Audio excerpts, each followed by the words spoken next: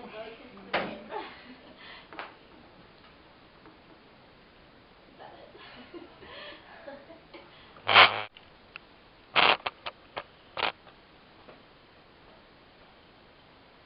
Did you know that in 2004 alone, 55 billion aluminum cans were landfilled, littered, or incinerated? This is very disappointing and scary to me. That is a lot of waste. The United States has a really good start to the recycling that we do, but there's a lot of things that we could be doing differently. First off, the United States and their people tend to be a very wasteful country. There are a lot of things that you as individuals can be doing to help our environment. And thirdly, the choices that we make in the next few years about our environmental health will greatly affect our children and grandchildren. The past few weeks, I've been taking a survey through my place of employment to find out how many American families actually do recycle. I was disappointed by the results. I found that a third of American families do not recycle. This is very disappointing. They said that they don't recycle because it's an inconvenience to them. They don't have any room in their home. It's too much of a hassle and time consuming. Or thirdly, they don't have any recycling services or facilities near their community. Families that do recycle say that they recycle things such as newspaper, old plastic grocery bags, aluminum cans, aluminum foil, and other plastic food containers. A lot of American families also have a trend of purchasing a new car every couple of years. This is very wasteful because it puts excess cars out on our roads. If we change this trend, American dealerships would be forced to stop creating so many cars because the need in buying wouldn't be as large. There is a problem with excess cars on our roads. These are older cars that aren't as great for, their emissions aren't as great for the environment, and plus anyway, all excess cars cause for too much gas and pollution in our ozone layer. Another big trend of families today, larger families per se, is purchasing SUVs. Most of you know that these SUVs are gas drinkers. They drink a lot of gas, which is bad, creates a lot of pollution for the air. There is a new solution to these SUVs though, hybrids. They're gas and electric powered cars, therefore they don't create as much pollution, allowing for better gas mileage, nice on your pocket, and healthier, cleaner air. Now for those American families that don't recycle, I say that your excuse of it's inconvenient, well, a lot of things are inconvenient, but this is our health and where we live we're talking about. I think it's worth the extra few steps. Plus, most recycling facilities these days have commingled recycling, which means you don't have to separate out your aluminum cans from your plastic bottles or your glass bottles. You put all of that recycling in one bin and all your paper recycling in another and all your cardboard recycling in another one. It makes it much easier than having to separate out glass, aluminum, and plastic like we used to. And I don't know of very many places that don't have a recycling facility or service nearby. Most county neighborhood subdivisions have curbside recycling services, as well as some city neighborhoods as well.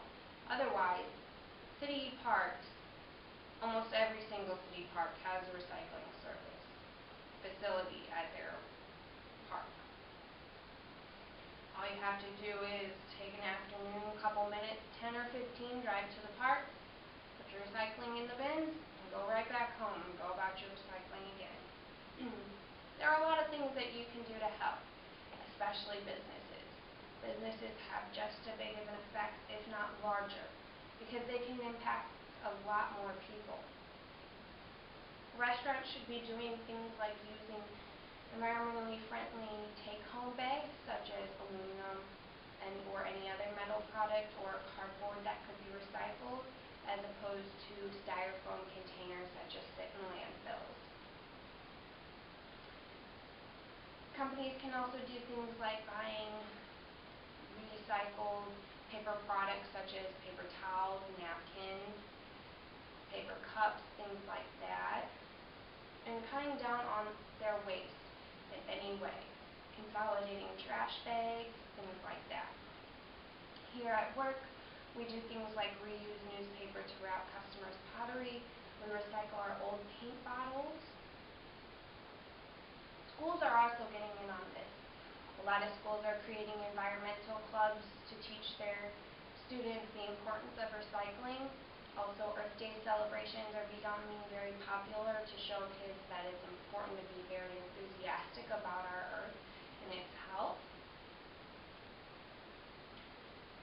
If you are not already recycling, please start. Any little bit helps, even if you're only going to be able to start with paper. Say, oh, I really want to help, but I don't have the time. Well, start with something small, so just recycle all of your newspaper, all of your scrap pieces of paper, envelopes, things like that. Once you're comfortable with that, you can move on to aluminum cans. If you drink a lot of soda, or plastic bottles, all things that can be recycled eventually. I hope everyone will be recycling them. What we do in the next few years is going to greatly affect our children and grandchildren. I'm sure most of you know that the ozone layer already has a hole in it.